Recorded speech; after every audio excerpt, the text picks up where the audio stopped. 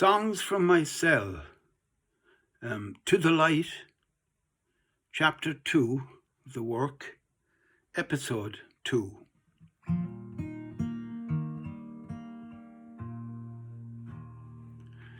So last week we ended with the ending of a relationship. And I should remind people that I have admitted at the outset that this chapter is about limelight rather than pure light. So bad things begin to happen in this, as we'll see as we move on. The ending of my relationship with Helen couldn't have come at a worse time. Following the band's most successful Irish tour, on the back of an ongoing run of bad luck in London and Europe, our manager Brian threw in the towel and left us, holding back most of the profits from our final Irish gigs against debts he maintained we accrued while trying unsuccessfully to make the big time in the UK and elsewhere. I would later go on to write a song entitled Me and My Manager, with the acerbic chorus accusation, "We got the credit and he got the gold. Now we live on credit and he's rich, we're told." But if the truth really be admitted, Brian did partly payroll Granny's Intentions, years on going up and down the M1 and touring the continent in our horse-powered transit van, our Rocinante, trying but failing to attain fame and fortune internationally. Rather than return to London, where our reputation had been tarnished by a run of flop singles, we moved into bedsits in Dublin and tightened our belts even tighter than they were already squeezed. A series of sorry line-up changes over the next few months depleted our spirits even further and left us wondering if there was any point in going on. During this time, I tried to resume contact with Helen, but she refused to talk to me.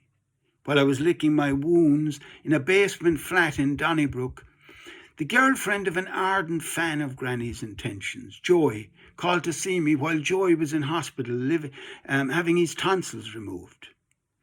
Apprehensive about being alone with a good-looking off-limits girl in my bedsit, I invited Sue Ann to a local bar. While knocking back a few beers and chatting about Joy and my ex, I began to feel cheerful for the first time in ages. So at closing time, rather than go our separate ways, we bought a bottle of martini and went back to the basement to carry on the confab. For an hour or so we sipped vermouth and became quite tipsy while discussing Joy's and my ex's peccadillos. At around midnight I made a silly remark about some freckles around Sue Ann's nose, suggesting that they looked fake. To prove that they were real, Sue Ann leaned forward and asked me to rub the spots to test their authenticity.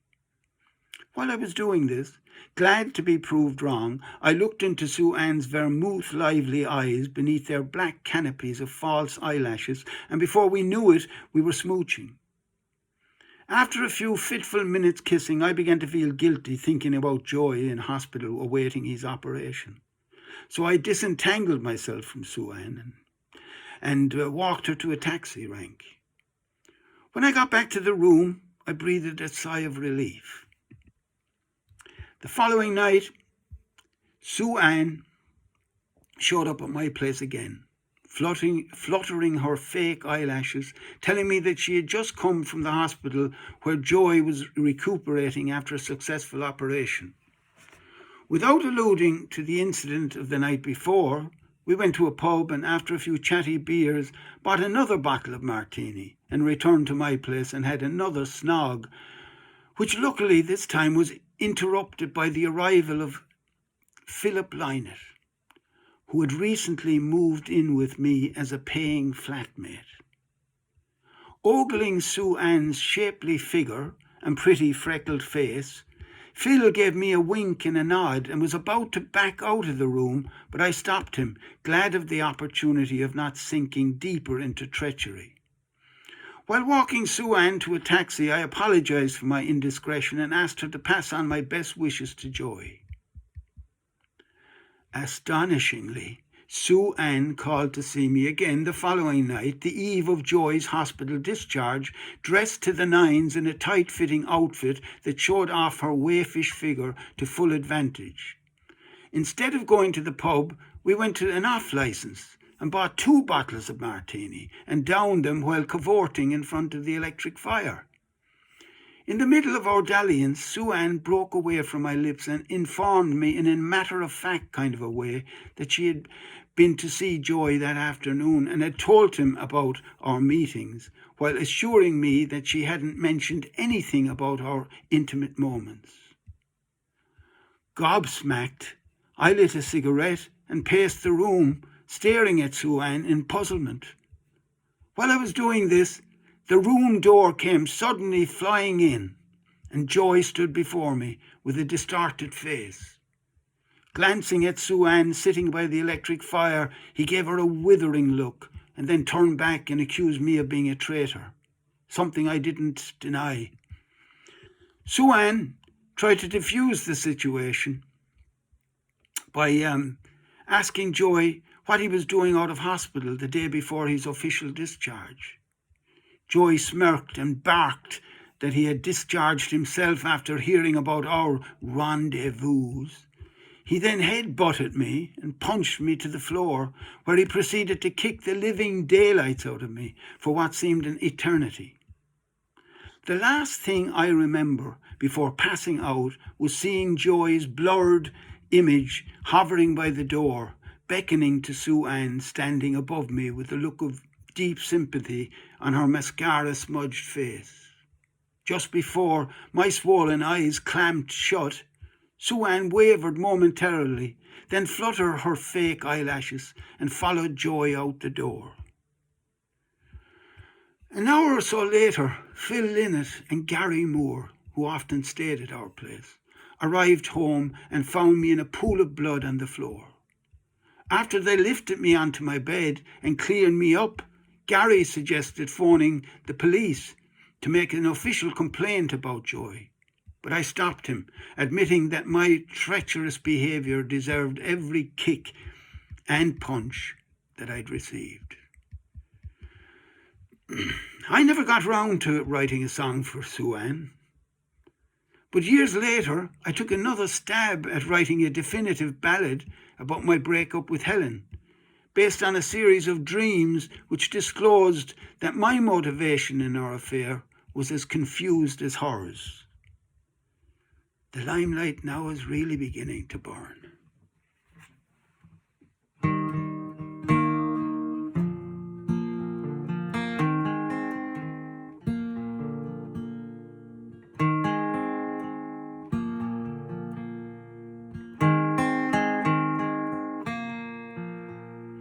There is a girl I loved years ago. She calls on me every night. When she visits my dreams, she's smiling, but it doesn't seem right. For many years ago, when my heart was ripe, she left it alone to wither. Said I wasn't her type. But still every night when the light goes out, she's waiting there for me. And like a fool I run to her. There's something I've got to see. In my dream I always end up repairing a rundown room. It's the rundown room where she left me. I am that room. She stands over by the window while I make repairs. She smiles over at my progress, and like a fool I care. Well, still every night when the light goes out, she's waiting there for me. And like a fool I run to her. There's something I've got to see. In another dream I'm wearing a garment she used to wear. But when I look into the mirror, her face is there. I stand there, but it's she smiling back at me. Is she really just who I wanted to be?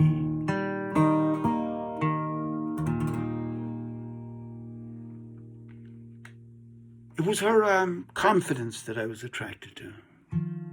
She had the confidence of a Betty Davis, that kind of spiky confidence.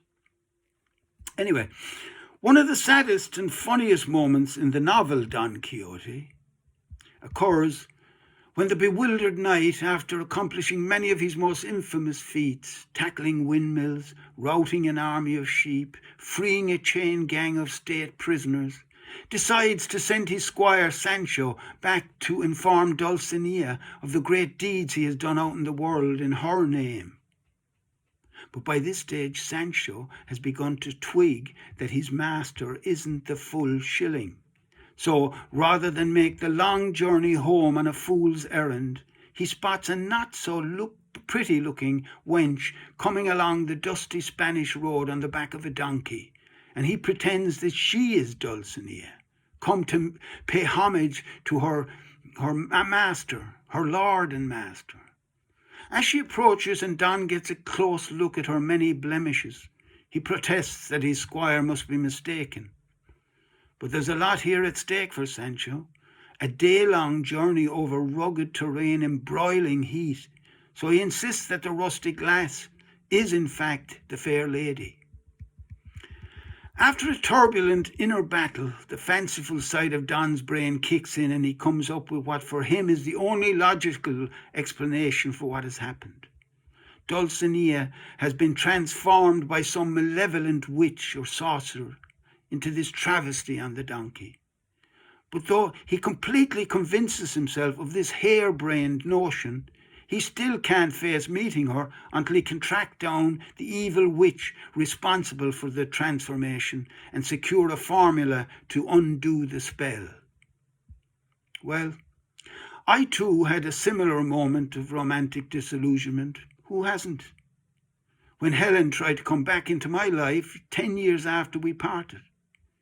The old adage is true. Beware of your youthful dreams, for they may be fulfilled in middle age. On the night Helen reappeared out of the blue at one of my gigs in Dublin, I was totally upfront and told her that I was married and that the only thing I could see emerging from her comeback was a good song. A cruel thing to say in retrospect, but despite a very convoluted business arrangement she entered into with my manager to help further my career, the predicted song was the only thing that came out of the convoluted proceedings that followed. If you exalt the object of your love and project on them your own ideal self, then you are loving not a real person, but a dream. Father Gerard Van wrote that. I found it in one of the translations of the Divine Comedy by Dante. I got my song, and I couldn't stop singing it after it came to me.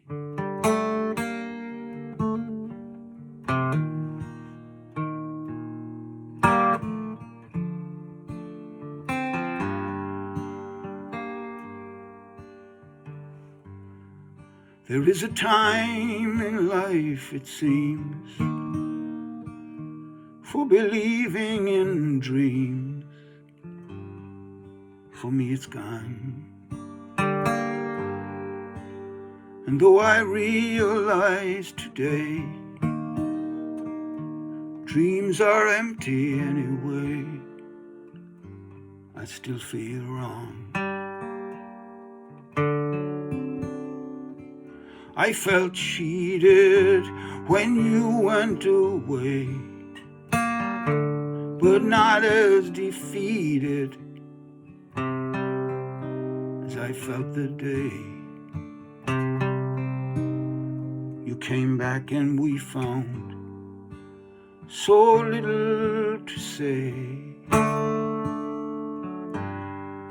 There is a time in life, I know,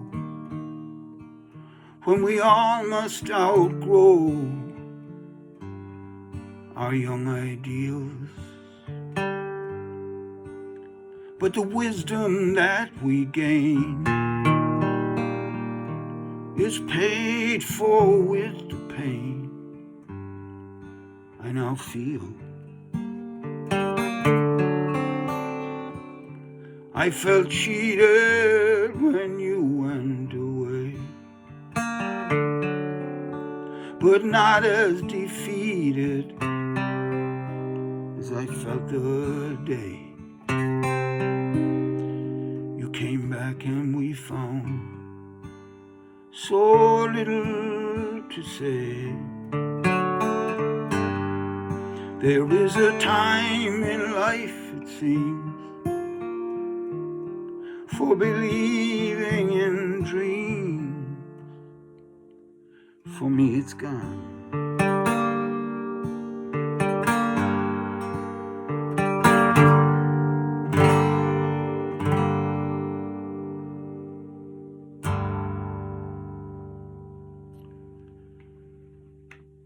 Luckily there's life after death. I would later go on to write a song called After the Dream.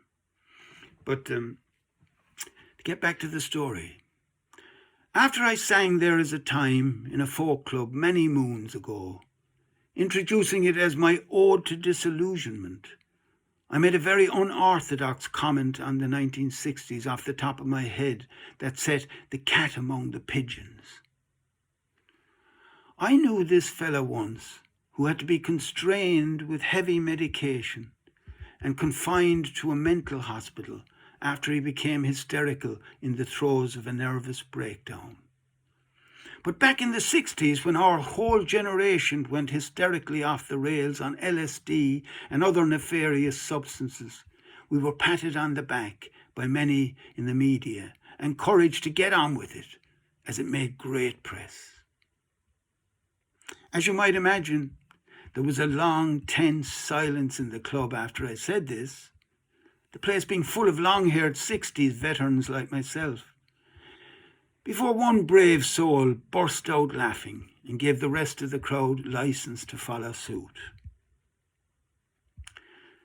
Despite my refusal to look back at the 60s through rose-tinted sunglasses, the kind rock stars wear, even at night, I still came up with a twist in the tale that further confused my small but very loyal following.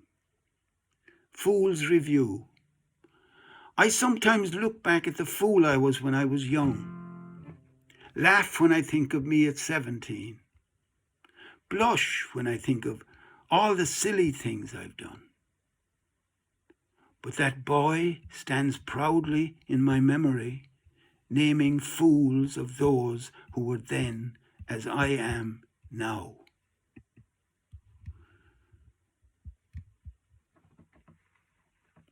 Kierkegaard taught me not to look down at your former self. Never do that.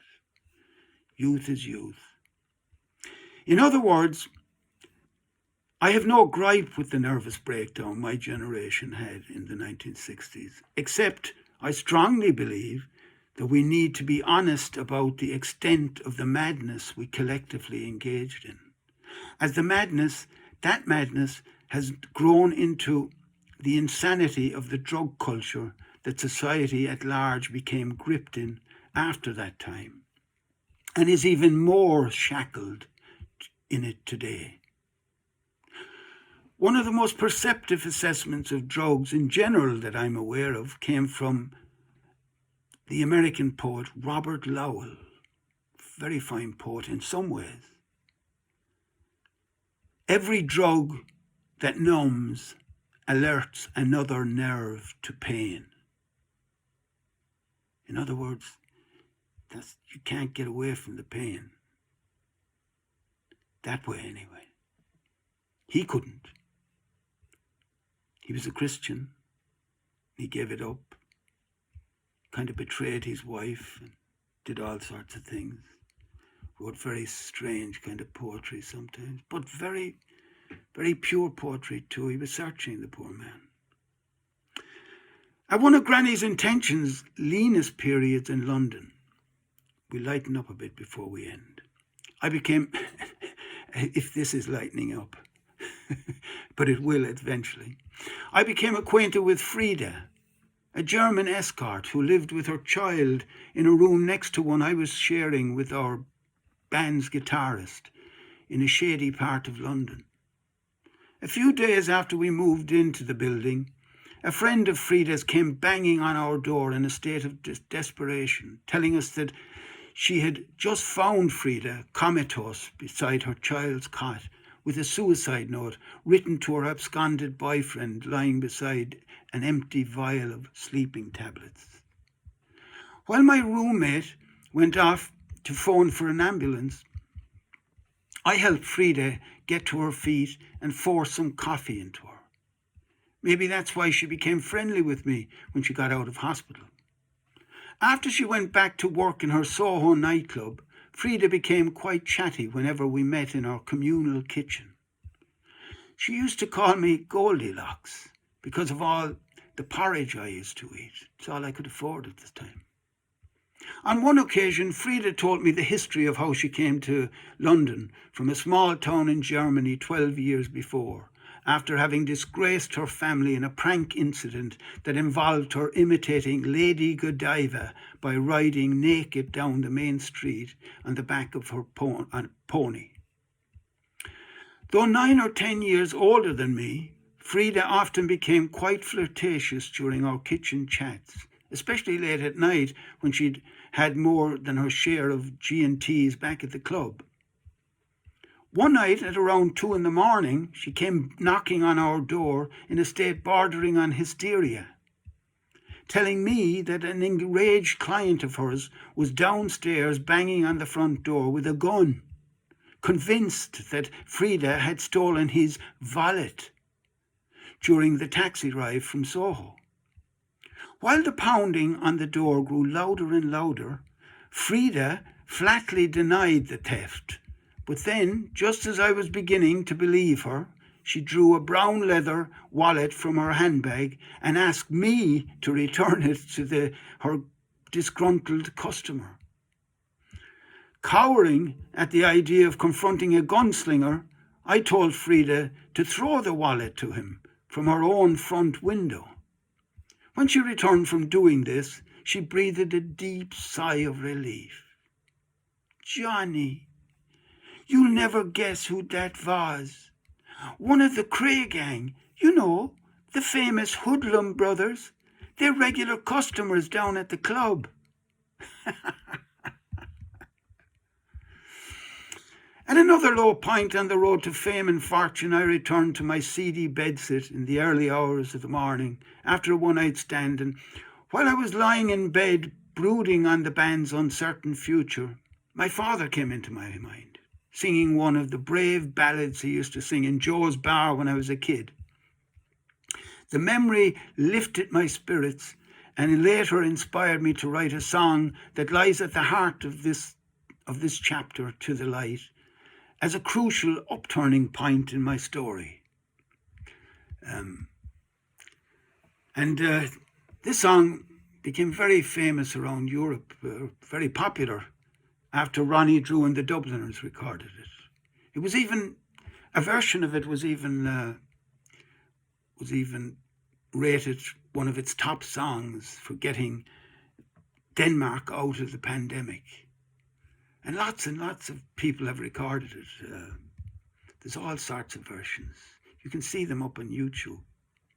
You can go onto YouTube too, and please do, and view this, because you could subscribe to it, because I've got a few warnings from Facebook about doing these programs. So go onto my Johnny Doohan up on YouTube, and you could see this later. and subscribe and ring the bell, and you'll be alerted to when other ones come up. Anyway, I leave you with this one, and thanks for tuning in again. And please pass it on. Next week, we'll be upturned, hopefully, and we'll go into another episode of this chapter. So don't give up till it's over.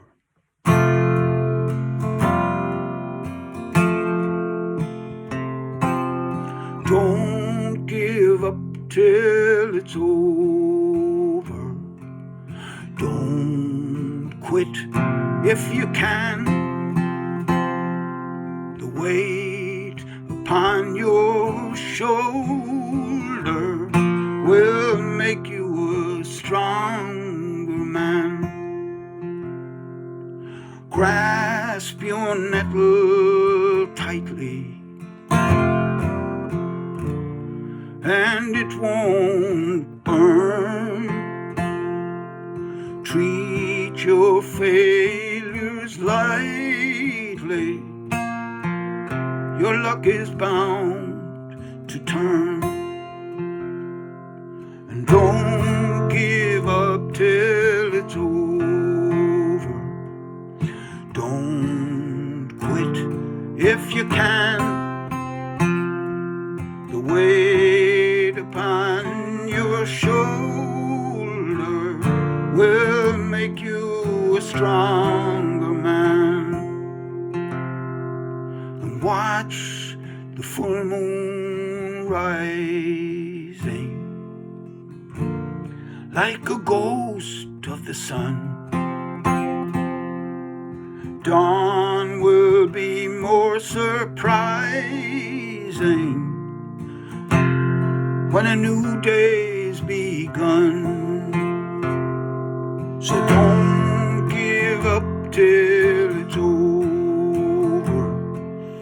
Don't quit if you can. The weight upon your shoulder will make you a stronger man. If it doesn't kill you first. See you next week. Great singing to you. Pass it on, please.